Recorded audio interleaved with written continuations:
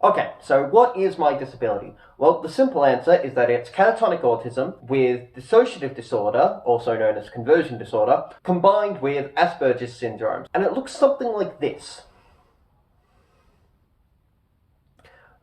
What you're seeing here is me after I've lost major mental and motor functions. I can't speak, I can't perform minor motor functions, I can't operate with strength, I can't even think clearly, and I don't always understand English.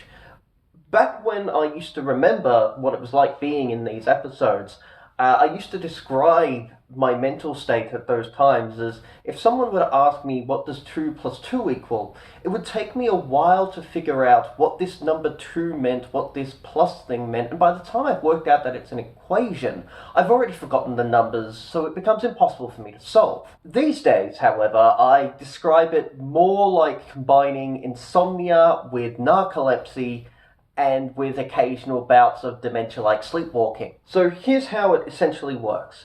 I don't feel stress. I never have. For most of my life, it was actually kind of a pro. I could just freaking go out, do anything, because it just didn't affect me. It didn't faze me. Unfortunately, stress is something the brain still has to process. And the fact of the matter is that my brain was not processing it. And after a period of my life that, later assessed to have been very stressful, even though I certainly didn't realize it at the time, my brain came up with a solution for how to deal with this stress, and that was just switch the whole thing off for a while. Now, sometimes this restart would happen during the stressful event, or it might happen a few hours or a few days later. It might happen when I'm in the middle of relaxing. It might happen when I'm trying meditation, or it can happen completely unrelated, just stress that's built up over time, over days, weeks, or months. I can be chilling, watching a movie, or playing board games and role-playing games with my friends, or I could be out and about, and just suddenly it hits me. My brain just goes, wait, now's the time. And it's not really consistent. I've been in head-on car collisions and not had an episode for days later. I've had episodes when I've gone into an exam that I'm confident I know what I'm doing, and not had episodes when I've gone to exams where I have no idea what I'm doing. It's really hard to construct a pattern of what does or doesn't cause me stress when we can't actually tell what does or doesn't cause me stress to begin with. So that makes it a lot harder to predict when it's going to happen. But the real problem with my episodes is fundamentally the duration. The average episode lasts for about 5 hours. Sometimes they're as little as 2 hours, but they also have been known to go over 8 hours. While it's relatively uncommon, it's also possible that I can have 2 episodes in the same day. I may have a 2-hour episode in the morning and a 4 or 5-hour episode in the evening. It's rare, but it does happen. You may be thinking to yourself, oh no, you lost a few hours of today. That's not too big of an issue. Well, when it happens 3 or 4 times a week, it definitely becomes a big issue. I'm now losing between 12 and 20 hours in any given week. In addition, one of the things that I do when I have these episodes is I lie down and I go to sleep. For the majority of my episodes, the response is find a bed, find a couch, find a bit of floor, go down, go to sleep. Except it's not deep sleep, it's only ever light REM sleep. So I'm not really getting a full night of rest in that time period. But taking the time to get that rest also screws up my sleep cycle. So I am pretty much never on the same sleep cycle from one week to the next. In fact, I'm almost never on the same sleep cycle within 1 week. If you compare it to, say, time zones, on Monday morning, I might be in the UK time zone for all intents and purposes. On Wednesday, I might be on Australia's time zone. On Thursday, I've now jumped over to the US, and on Friday, I've jumped over to Poland. There is no telling what hours I will actually be operating. There's no telling when I'm going to have one of these episodes and suddenly lose the hours that I've got available to me. That makes it really hard to do a lot of things. It makes it hard for me to manage appointments. It makes it hard for me to make appointments. If I'm not conscious during standard work hours to begin with, I can't make the phone calls necessary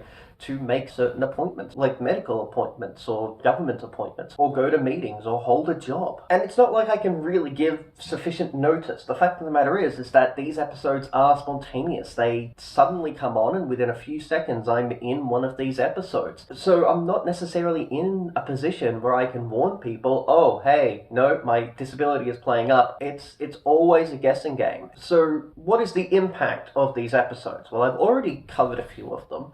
But one of the biggest impacts is actually that this whole thing is a vicious spiral. Stress fundamentally leads to more stress. The more I think about the episodes, the more I'm worried about my episodes, the more I'm considering their impact, the more likely I'm going to have more episodes. Which means arguably the best way for me to live my life is as if I don't have this disability. Just forget that I have these episodes. And to a certain extent, that actually does work. It's a legitimate strategy. Problem is it puts me in more and more dangerous situations. It means I'm far more likely to forget I have episodes and go walking across the street and have an episode in the middle of the road. I flooded the house doing this. I've burned my hands on stoves doing this. I've done so many things that I shouldn't do, but it's the best coping mechanism I've got. On multiple occasions, I've sat down on a train and woken up on the other side of Victoria. Sometimes not even on the train anymore, sometimes at a random train station. And the thing is, technically, I can actually just go out. I can walk down to the local supermarket, buy some food, come back home, no issue. But if there is an issue, well, there's not much I can do about it. In practice, just going on a walk to the shops, no guarantee of success. Medical professionals insist that I should have a carer. What I need is a low-stress, safe environment with somebody else managing my safety so that I don't have to think about it, so that it's not creating that vicious cycle. But the reality is that I need to be the one putting the effort in, that I need to be the one who's looking after me and my disability. But the more effort I put in, the more episodes I have, the more stress it creates, the less hours I have,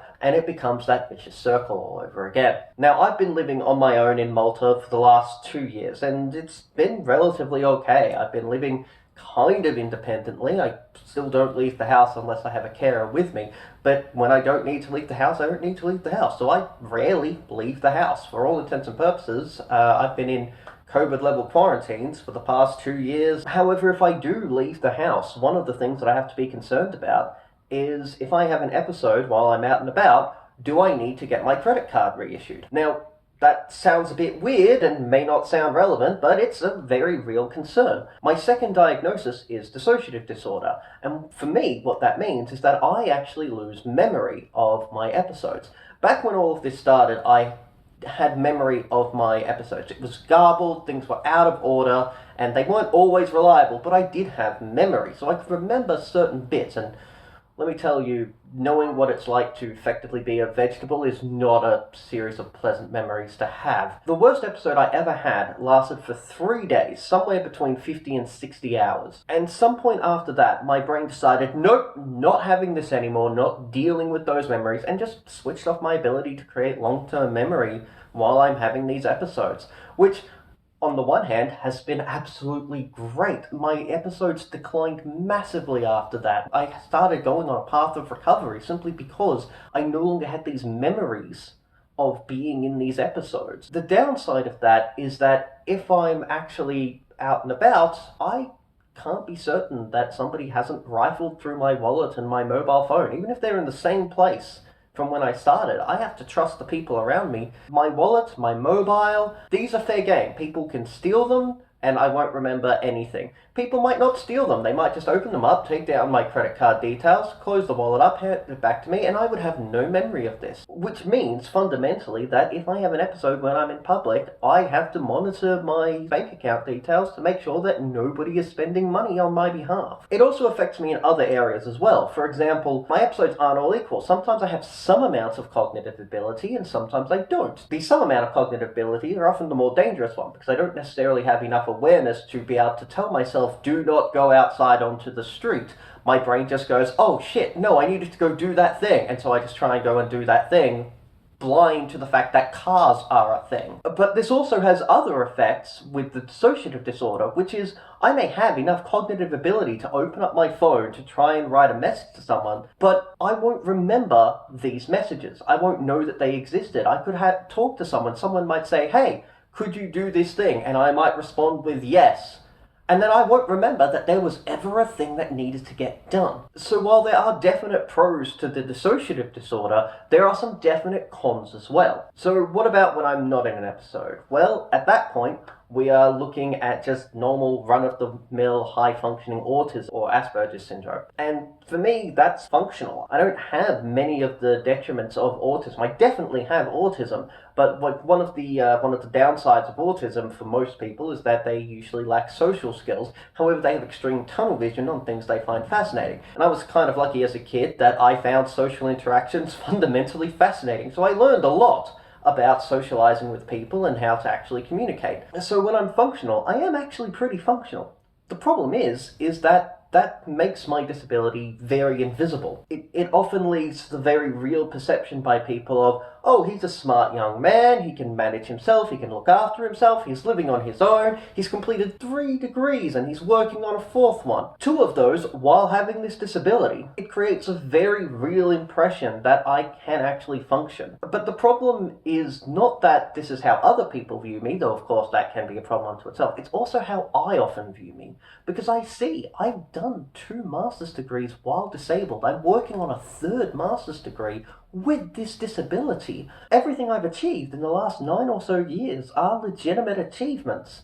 But it also results in me feeling like I should be able to do more, that I should be doing more. And it really does feel like that should be the case. Like, yes, I've got this disability, but it clearly doesn't stop me when I'm functional. Why should it? The problem is, of course, that thinking like that makes me more susceptible to depression. When I'm in this mental state, when I'm thinking, why aren't I achieving more? I can clearly achieve more, but I'm not. And I don't have that visual, direct thing that I can look at and go, oh, yeah, no, that's why, that's definitely why. It creates a different kind of vicious cycle. It makes me more susceptible to depression. And I'm sure you've seen plenty of videos or know people in your own life who've suffered from depression. You can get a fairly good idea of what that is like. At the end of the day, I can't hold a job. I can't make it to meetings. I can't make it to appointments. I can't guarantee that I'd be at work on time.